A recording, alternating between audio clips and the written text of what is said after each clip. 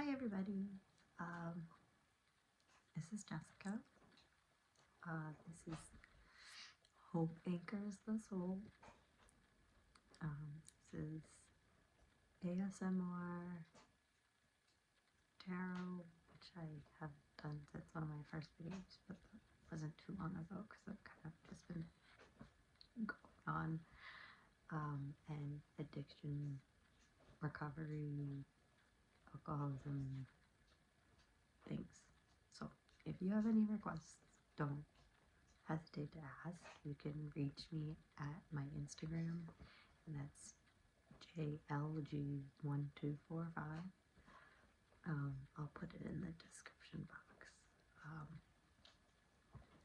But anyways, so today's video is actually inspired by one of my very good friends in recovery. It was kind of indirectly inspired by him, actually. His name is Nathan, and he was asking me about one of my fears, which is spiders, and I was telling him how it actually came out in one of my DTs,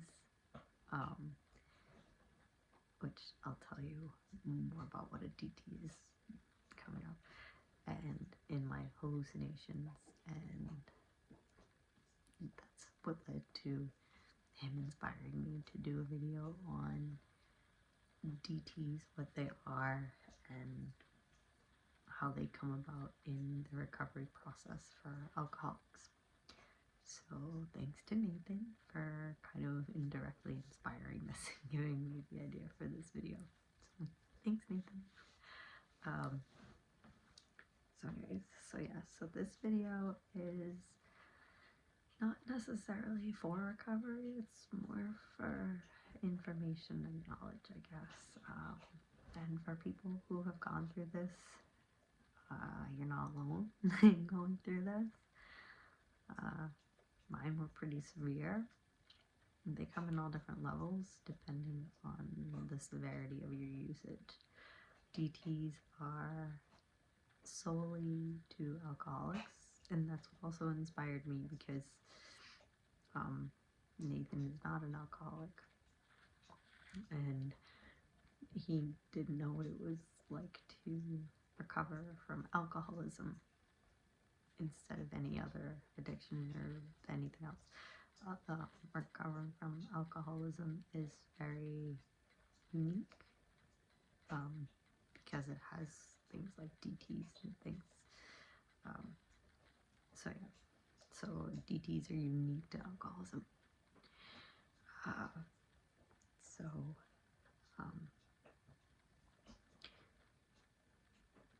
So like I said, this video is more knowledge based for people who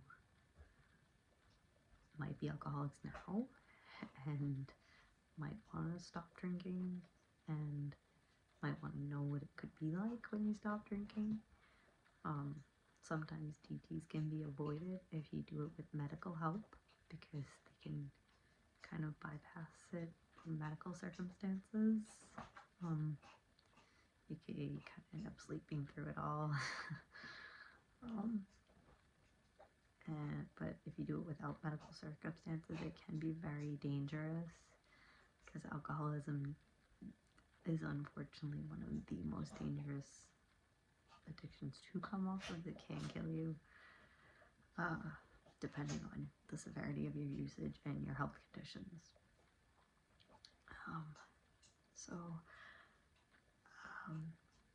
And this is a good knowledge for not only people who are addicts, but people who are around alcoholics and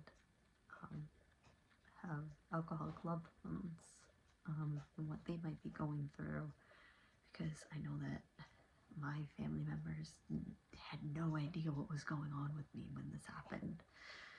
And so this is kind of my story of my DTs, because mine were very, very severe, and they couldn't understand why happening to me were happening to me. They just thought that I was just crazy.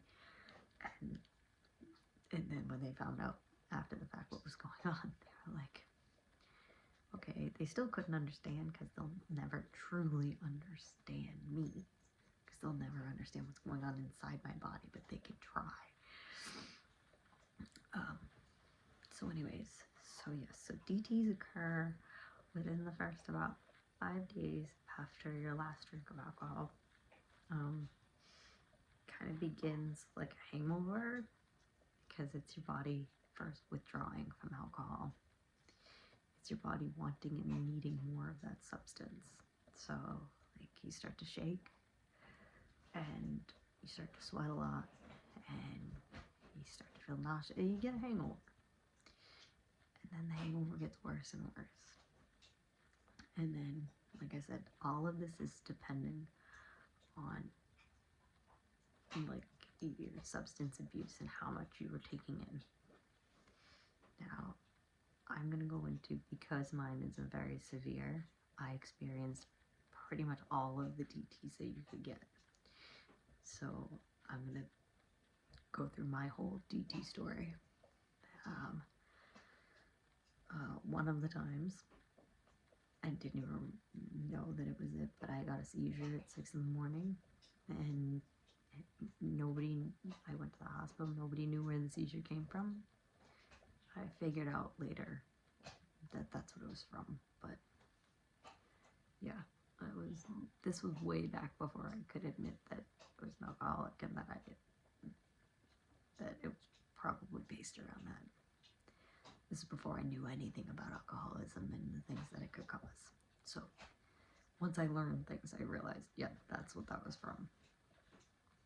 So yeah, so seizures is one of the things. That was just one circumstance, but that was a simulated circumstance. That's not in my realm of my story of my DTs that I am about to use. I'm sorry, my dog is playing with her toys and I gave her specific treats to occupy her so she wouldn't interrupt. So I apologize if she makes noise and, is herself. Anyways, so my DTs. So I started, the way it usually starts is with the hangover. And then the hangover gets really bad and you start to vomit very badly and very harshly. You can't hold anything down. And when I say harshly, like there's nothing left in you, but you just can't stop, to the point that your whole body is shaking just to get more out, but there's nothing left in you to get out.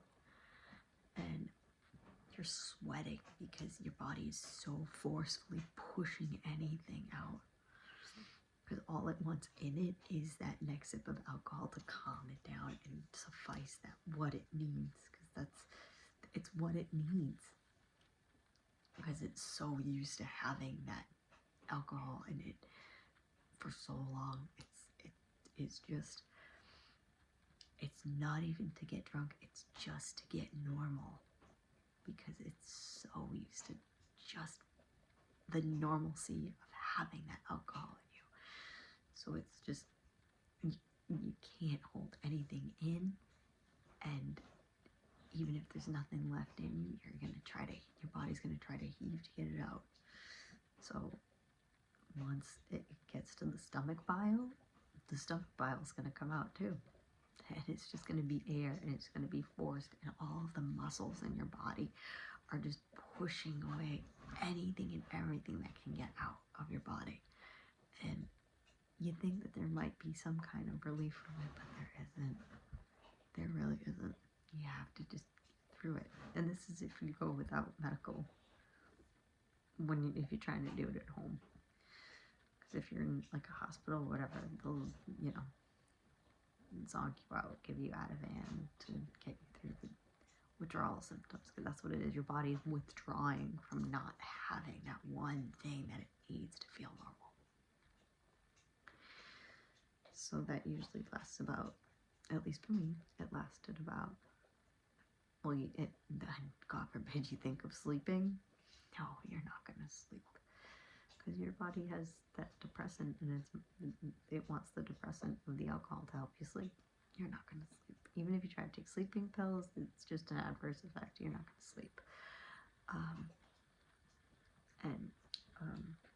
So for me, that lasted probably throughout, well, the severe vomiting lasted about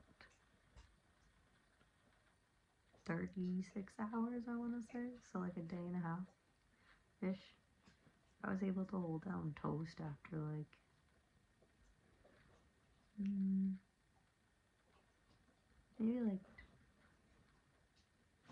maybe like 24 hours to hold down toast. I was lucky. But like 36 hours for like liquids or anything. Yeah. I was severely dehydrated for a lot of that time. No, a lot of any detoxing. But so yeah. And then like I said, throughout this whole time, shaking, sweating.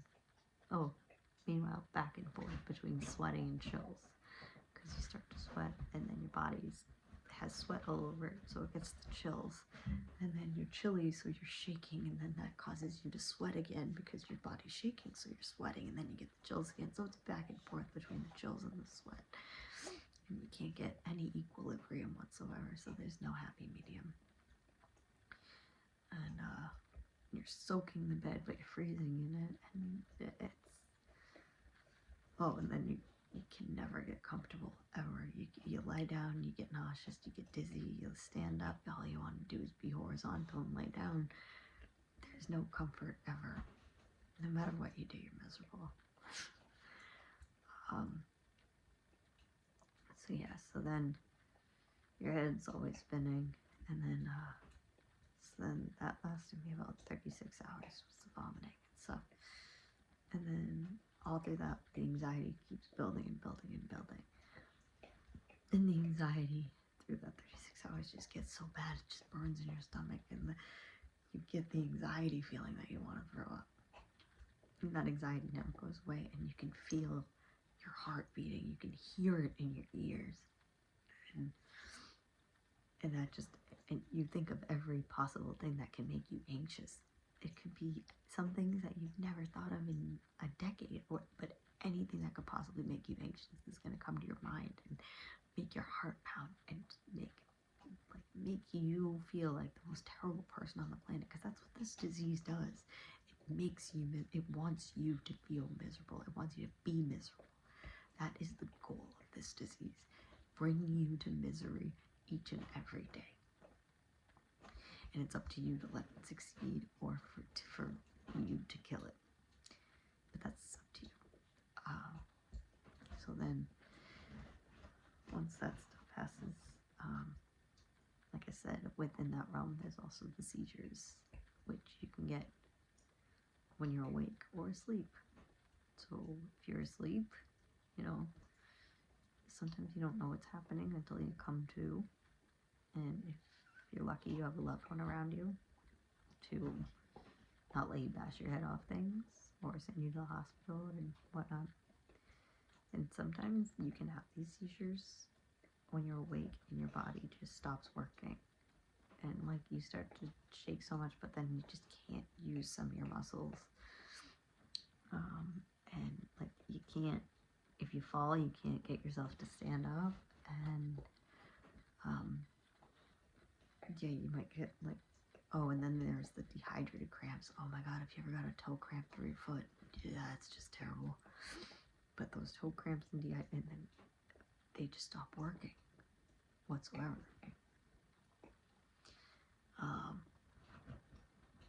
Those are pretty bad. Those are actually very bad. Yeah. From my recollection, those were most the worst. And then I think it leads me to the worst. If I recall, that the next step was the worst. I don't think I'm missing anything in between there. Because I always prayed and begged that it wouldn't bring me to this point. But around the third day, I was always dreaded the third day because I knew that's when it was coming. If it was going to come, the third day is when it was going to come. The third day is when the hallucinations started. And oh my god, the hallucinations were the worst. They were absolutely terrible. And like I said, it's all about how much you use, but if you got hallucinations, they were terrible. And like I said, it was inspired by Nathan because he didn't understand the whole hallucination thing and how me being afraid of spiders was involved in it. When it comes to DT hallucinations, the DTs take whatever your biggest fear is in your brain. Not just like what you're afraid of, like I'm afraid of spiders, but like your biggest fear is of like not being accepted, not succeeding, like whatever. Takes your biggest fear and puts it in front of you in some way and makes that your hallucination. So like two of my biggest fears, spiders, it's my biggest like physical fear, and someone breaking into my house and killing my family and taking my dog and killing my dog. So all of that stuff happened in my hallucinations. And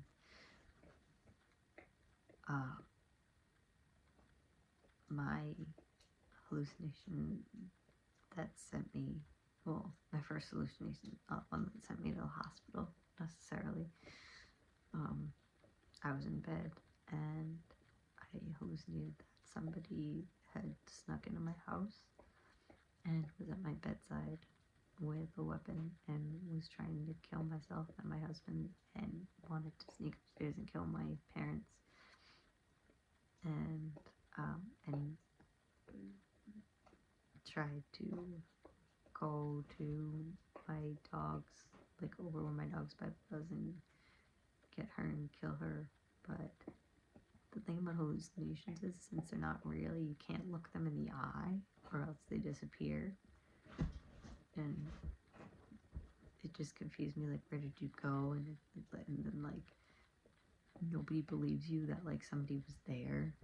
And I was screaming at this person, like, get out of my house, like, stop trying to hurt my family. All of this was just going on. This went on for hours in one night. That was just one night. And then another time, it was in the middle of the day and nobody was home. And I went to take dishes out of my dishwasher and I pulled the dishwasher open and a big poof of a spider web, came poofing out of the dishwasher and went across there and went in the corner. And then a bunch of spiders ran out.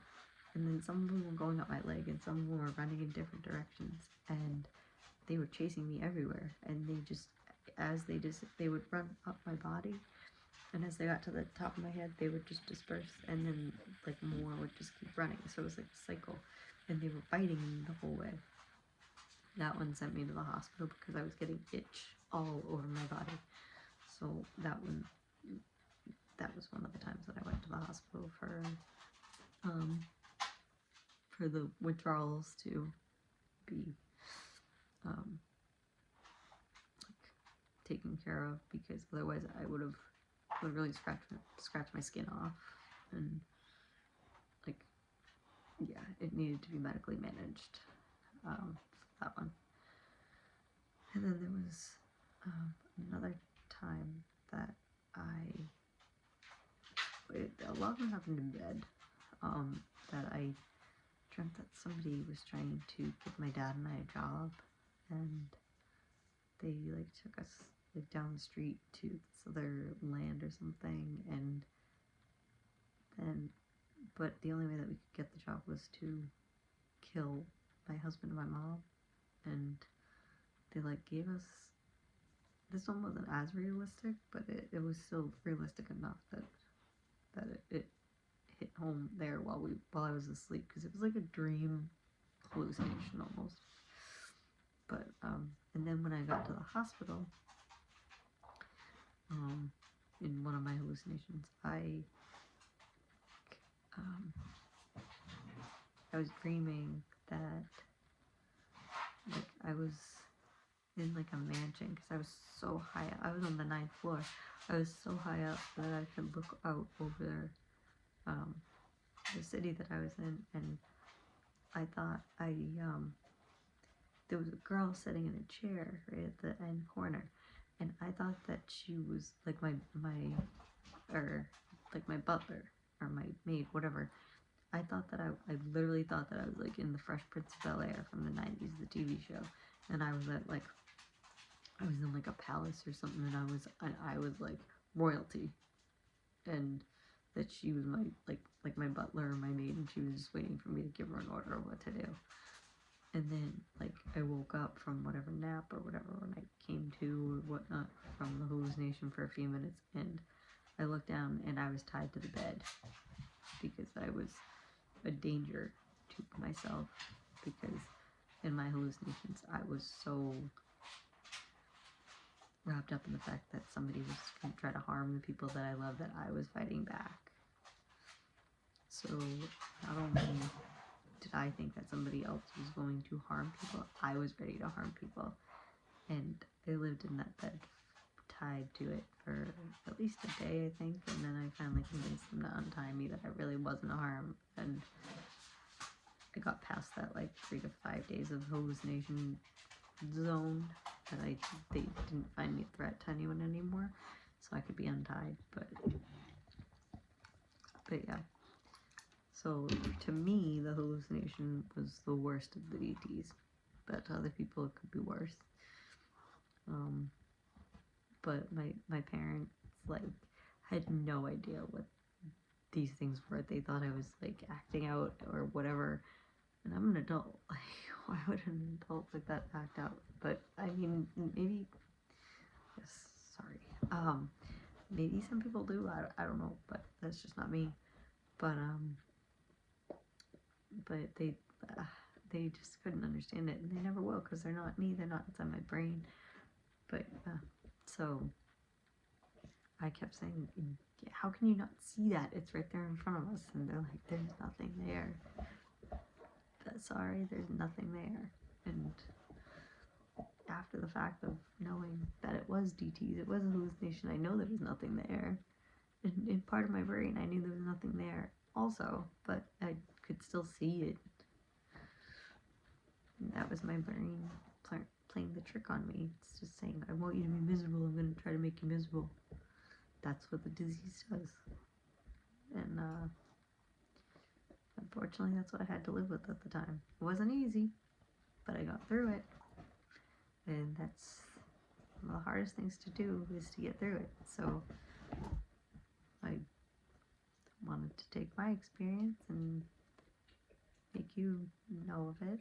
And for the people who don't go through it, the people who have people around them that do go through it, at least you know a little bit about it. A little bit more than you did a half hour, 20 minutes ago, something like that. If you do have any more questions, I'm not a professional, so don't think that, like, I have any certifications or anything. I just go by what my life has entailed, and I can give my advice, or, you know, any type of help that you might need, because that's kind of what I'm here for, in any way, shape, or form. But so yeah, so that's pretty much the gist of DTs, and it is specified pretty much to alcoholics. So, but it is very, very difficult. And people say, like, oh no, I'm just addicted to alcohol. It's not that bad. Actually, it is that bad when you're addicted to alcohol. Sorry to be the bad news, but it is that bad. It really is. So, I wish everyone the best, and thank you for listening. I hope that my talks can have an effect if needed. but I hope it's not needed. So, kind of a catch-22. Have a great day, everyone.